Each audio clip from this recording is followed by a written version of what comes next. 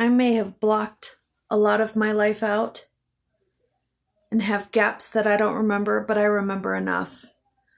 I know that every time I dream about my mom, I have fucking nightmares. She is Satan incarnate in my dreams. How I would imagine him. Evil incarnate. And she has, always in my dreams, she has a male entity coming from her body. A male vibe. It's not even female. It's male and it's sadistic and evil. In my kids' dreams, they're nothing but nightmares every time they dream about my mother. When I was a child, she's called me dramatic my whole fucking childhood, when in reality I was living in horrific fucking abuse, but I had a fucking nightmare that I will never forget. And it was very in detail, and it was where we used to live in a duplex, and I was getting ready to go up the stairs. And I grew up in church, so this is probably why this is in my dream.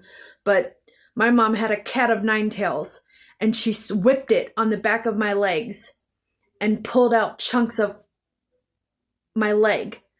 And she sat it on a plate at the desk she was sitting at and salted it and ate it. And I told my mom about it the next day, and she laughed at it, and she was like, oh my God, like something like I'm so bad, or like I'm that bad, or something like that, and blew it off and fluffed it off. Like, no. That's how my little brain perceives you. That's how my little brain has always perceived you. That's why in every book I wrote as a child, the children always ran away from their parents, got away from their horrible parents, went and lived a life on their own, and went on all these amazing adventures and stuff, and they always had horrible parents. Not just a horrible dad, horrible parents. Because I remember the fucking way she was with me when I was little. And sometimes I'd see the way she'd be with my kids and I'd get so fucking triggered. Ugh. And I couldn't come to her and say any of this shit. Any slight fucking criticism, and she would put up a defense wall. Immediately get on the defensive. Immediately be mean. Immediately be cruel. Immediately be mad at me. She could be mad at me all fucking day, no matter what the hell I do. She can be mad, she can be critical, and as soon as I'm fucking mad, as soon as I start to criticize, she is horrible. Horrible. As soon as I'm mad at her, no matter what I'm mad at her for, no matter what the fuck she does, if she slaps me in the face, it doesn't matter. If I'm mad, she's instantly mad at me. Instantly makes me the problem. Instantly makes it my fault. I am not allowed to be mad at her. Never have. Never fucking have I allowed to be mad at my mom. All I ever wanted when I was little was my mom to spend time with me, with my dad to spend time with me. And they never fucking did. That's why I spend so much time with my children. That's why no matter how exhausted I am, despite having fucking narcolepsy, the exhaustion of a literal 90-year-old, I spend time with my children. And I tell other parents too as well. Because that means so much to children. And they want to make memories with you. And they want to spend time with you. And they want to do things with you. And not just watch a movie, not just sit down and watch a show. Like actively spending time together, talking together, having conversations. I have one memory of my mom doing that with me when I was little.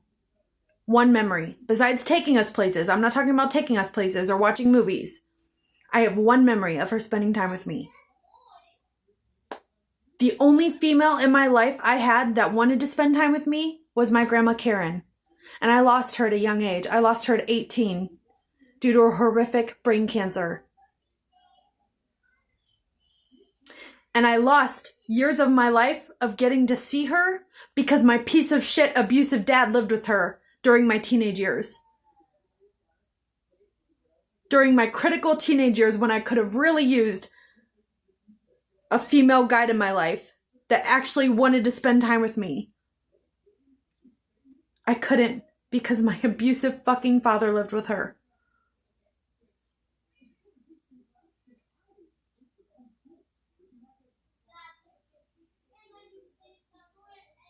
It is so important to spend time with your children. It's just as important as the way you parent them.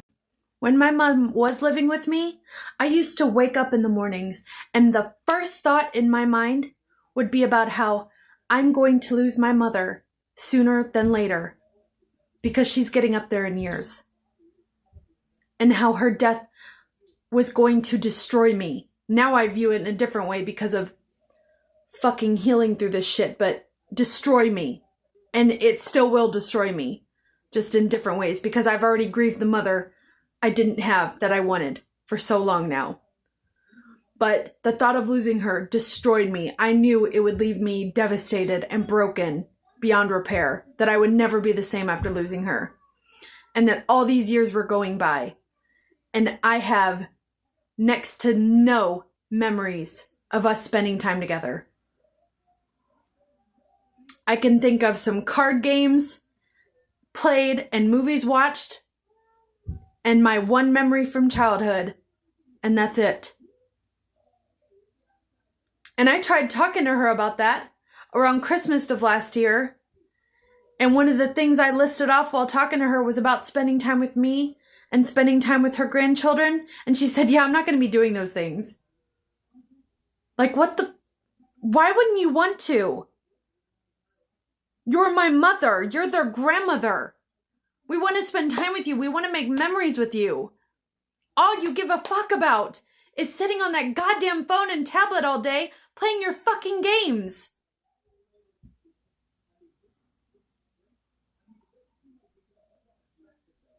And you're going to see me a bunch on here because I promised myself I'm going to fucking blow up on TikTok. Promised myself. But I post a bunch, I repost shit, I save shit to post for later, and then I'm spending time with my children. We're talking and we're doing stuff together, and we're going swimming into playgrounds and playing board games and playing card games and watching movies and playing outside, playing catch, playing in the hose, playing with the slip and slide. And with Lucas, I'm spending time with him. I'm playing patty cake with him. I'm singing songs to him. I'm reading books to him. I'm talking to him all day like he understands me. I'm getting in the floor with him and playing with his toys and playing with his ball. I am always spending time with my children because I know how much it mattered to me as a child. I will never understand that mentality. Ever.